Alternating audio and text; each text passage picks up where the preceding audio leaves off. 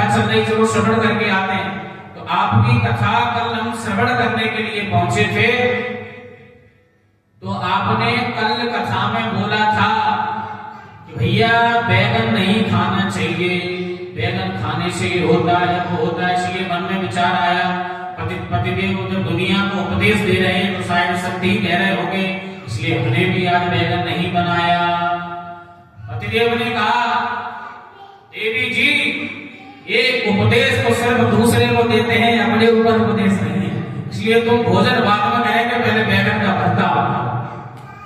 तो भैया संसार में ऐसे भी लोग हैं कि दूसरे को उपदेश तो बड़ी कुशलता से देते हैं, जब स्वयं के ऊपर उसको फॉलो करने की बोलो तो बड़ा हिचकिचाते हैं। तो ऐसा क्यों करो?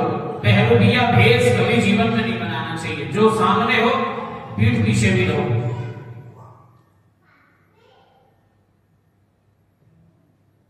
महापर्व का एक बड़ा सुंदर दुआ है, खैर खून खांसी खुशी बैर प्रीत मलपान, और तुलसी दावे ना दवे इन्हें जाने सकल सुजान। भैया बड़ा सुंदर दुआ है, खैर खून। आप खैर का वृक्ष जानते, खैर की लकड़ी देखी है आपने? खैर का एक वृक्ष होता है खैर, खैर के वृक्ष की डाली को जब आप तोड़ना, कितनी भी धीमे से तोड़ना, लेकिन उसकी आवाज जरूर आएगी। तो बड़ा सुंदर वर्णन किया है, खैर खून। खैर की लकड़ी को आप संविधा को कितनी भी आराम से तोड़ना, लेकिन आवाज जरूर करेगी। और खून, अगर आप किसी का खून करके आओ तो आप भले किसी को बताओ, आप उसको जग जाहिर नहीं करो, लेकिन जब आप खून करके आओगे तो कहीं ना कहीं आपके मन में वो चीज चलेगी कि आज मैं खून करके आया हूं, किसी का मर्डर करके आया हूं। अगर आप किसी को बताने का भी प्रयास नहीं करोगे तो वो अकस्मात आपके मुंह से निकल ही जाएगा। कुछ चीजें ऐसी हैं कि छुपाने से छुपती नहीं है, हम कितना भी छुपाने का प्रयास कर लें लेकिन वो चीजें छुपती नहीं है। खैर खून, किसी का खून करके आ जाना, आप कितना भी दबाने का प्रयास करना, 4 दिन दबाओगे, 6 दिन दबाओगे, 20 दिन दबाओगे, महीने भर दबाओगे, लेकिन एक ना एक दिन वो सच्चाई, आपका खून सामने जरूर आएगा। खैर खून खांसी,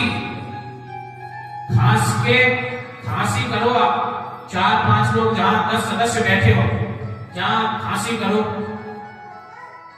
तो खांसने का प्रयास कितना भी धीमे करना, लेकिन उस खांसी की आवाज अवश्य आएगी। आप भले धीमे से ही करना रुमाल लगा के, लेकिन खांसी की आवाज अवश्य जाएगी। क्यों? क्योंकि उसका कार्य ऐसा, कितना भी दबाने का प्रयास करो ये चीजें छुपती नहीं है। खैर खून खांसी खुशी, आपको किसी भी प्रकार की अगर खुशी हो और आप दूसरे को नहीं बताना चाह रहे हो, आप मन में सोच रहे हो कि भैया कोई चीज हम दीदी को जब बताएंगे, हम दीदी को सरप्राइज करेंगे कि ये चीज ऐसे है, तो हम कितना भी उस चीज को, अब वो चीज है 10 दिन बाद देना है सरप्राइज, अब हम उस चीज को कितना भी दबाने का प्रयास कर लें, लेकिन वो अकस्मात बात करते करते उनसे वार्तालाप होगी तो वो चीज हम कितना भी खुशी अपनी जाहिर नहीं कर पाए, लेकिन वो उनके सामने, किसी के भी सामने प्रकट हो जाएगी। खुशी भी रुकती नहीं है साहब। आप सोचो कि ये चीज हमारी संपन्न हो जाएगी तब हम बताएंगे, तो आप कितना भी इसको छुपाने का प्रयास करना, वो चीज सामने आ जाएगी। खैर खून खांसी खुशी बैर प्रीत मधुपान, बैर, आप किसी से बैर करिएगा, साहब एक बड़े बूढ़े बुजुर्ग सुंदर कहावत कहते हैं कि व्यक्ति बूढ़ा पड़ जाता है लेकिन बैर कभी बूढ़ा नहीं पड़ता। बैर तो हमेशा नव यौवन ही रहता है। पिताजी का अगर किसी व्यक्ति से बैर है तो पिताजी घर में वार्तालाप करते समय अपने बच्चे को भी बताएंगे, और बताएंगे नहीं तो मुख से निकल जाएगा कि बेटा हमारा फलाने व्यक्ति से झगड़ा हुआ था और तेरी माता जी को या फिर मेरे में उस व्यक्ति ने डंडा मारा था, तो उस बच्चे के मन में आपने उसी समय एक ग्लानि पैदा कर दी, तो वो बैर बूढ़ा नहीं हुआ, चाहे वो 20 साल पहले की बात है, लेकिन आपने अपने उस बच्चे से कहा है वो बैर तुरंत यौवन हो गया, तो बैर वो बूढ़ा नहीं हो गया, उस बैर के तुरंत कली खिल गई। जिस प्रकार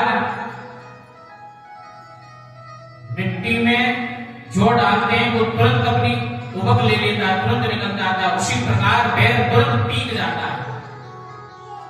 तो इसलिए भैया बैर आप किसी से भी कर लेना कि हम इसको छुपके मारेंगे, लेकिन कहीं ना कहीं वो चीजें हमारे सामने आ जाएंगी। बैर प्रीत मधुपान प्रीत, हमारा किसी से प्रेम हो, प्रीति हो,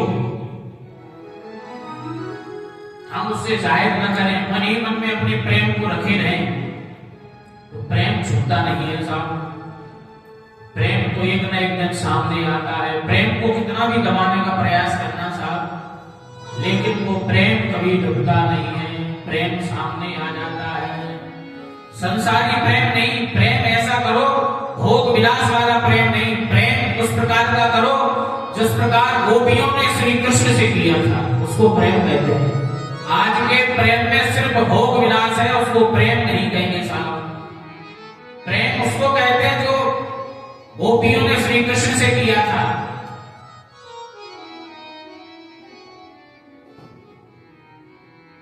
गोपियों से जब गोपियां प्रभु ने गोपियों को बुलाया, गोपियां आई तो प्रभु ने कहा गोपियों तुम्हारे इतनी मध्य रात्रि आने का कारण क्या है? गोपियों ने कहा प्रभु कितने आप निष्ठुर हैं, आपने बांसुरी बजाकर हमको बुलाया और आप ही हमसे पूछ रहे हैं इतनी मध्य रात्रि आने का कारण क्या है? हे प्रभु हम तो आपके प्रेम में दीवाने हैं साहब, तो आप तो जो भी अपनी मधुर मधुर बंसी बजाते हैं तो आप तो आपकी बंसी पर बड़े फिदा हैं, तो आप जैसे ही बंसी बजाते हैं तो हमको तो ऐसा लगता है कि हमारे प्राण आधार हमको बुला रहे हैं। तो भैया प्रेम की बड़ी सुंदर परिभाषा है। पूज्य श्री गीतामणि गोलोकवासी स्वामी श्री राजेश्वरानंद जी महाराज बड़ी सुंदर प्रेम के बारे में परिभाषा करते हैं। हमारे